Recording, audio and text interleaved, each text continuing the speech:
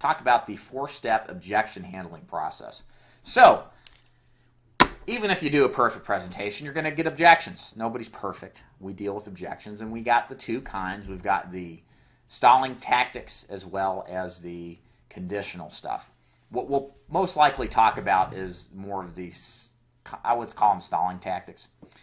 And namely, let me think about it, some form or variant of that, and then let me talk to my kids about it. Those are probably, when you get good at presenting, those are the most common. You know, if you're hearing price objections or need objections, please go back and watch the pre-qualification video further down on my news feed. That's tremendously helpful in helping you cover that stuff earlier on to figure out if they're even qualified prospects at all. So let's say, hey, it looks good. Give me the weekend to think about it. I need to think about it, pray about it, whatever it is that they say. So there's 4 steps to handling this objection. And on top of that, there's 4 steps to handling any of these objections that you'll experience. So I'm going to give you the steps, and then I'm going to actually go through the process. The first step is to disarm the person. The second step is to ask, how do you mean? The third step is to isolate that objection. Make sure there's no other objections. And fourth is the trial close on an if-then basis. So let me put this into action so you can see how it sounds. So Ms. Jones says, hey, let me think about this. I'm not sure, whatever. They just add, give me some time to think about this. I'll tell them, first step, disarm. That is completely fine, Mrs. Prospect. Not a problem at all. And I'm looking straight in their eyes.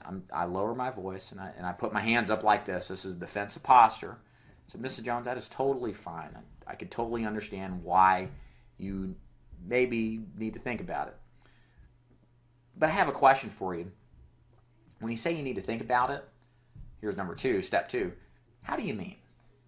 So, and then you shut up. So what happens is that when you say that, when you say, how do you mean, it's an open-ended question.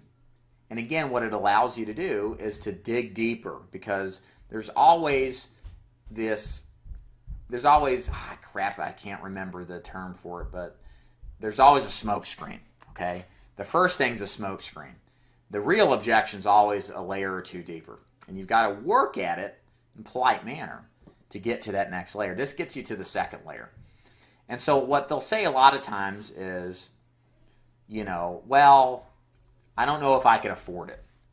So they're going back on the pricing. Or, I don't know if I need it. Or I don't know if it's, I just need to think about it. Or there's something else there. Maybe they're price shopping.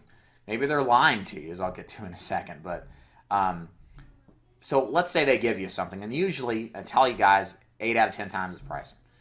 Well, I don't know. I can't really afford this now. I can afford this. I can definitely afford this premium, but not this month, not next month. I got Christmas presents. So then I'll say, okay, so just to make sure, you're telling me you like everything you see, it makes sense, but the pricing to pay today or even next month is not going to work for you. Is that correct? So they'll say yes, and then I'll ask them, besides that, is there any other reason, besides pricing, that would prevent you from doing business with me today or prevent you from taking a policy from me today? So this is the isolation of the objection. This step allows you to make sure that this is the only thing preventing us from doing business. They'll usually say yes. There's usually not a whole bunch of issues. It's that one thing. And then what you say after that is a trial close, where you say, Mrs. Jones, let me just propose something to you. Here's a proposition.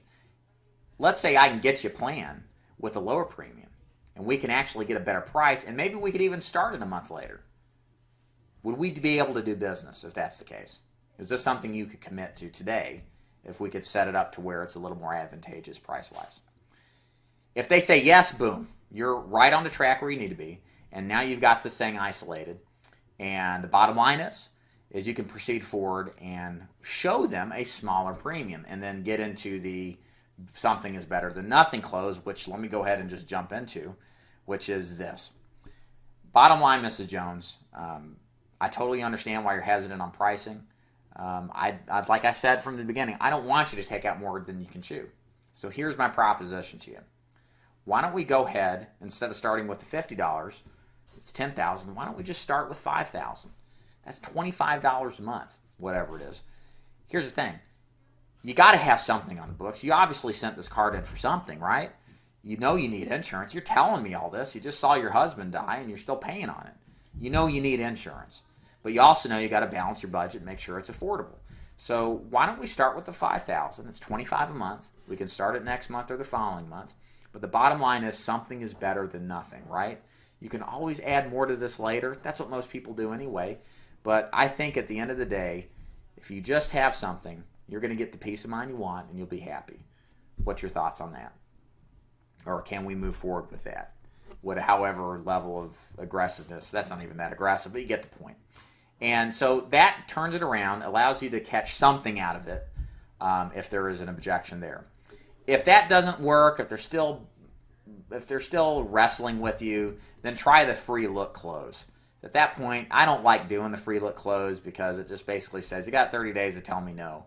Basically, it says, look, why don't we just take it out? If they're just beating around the bush, take it out. We'll set it up the following month. You got 30 days to look at it. If you don't want it, call me back. I'll cancel it. That's the last-ditch effort I'll do. It probably works half the time.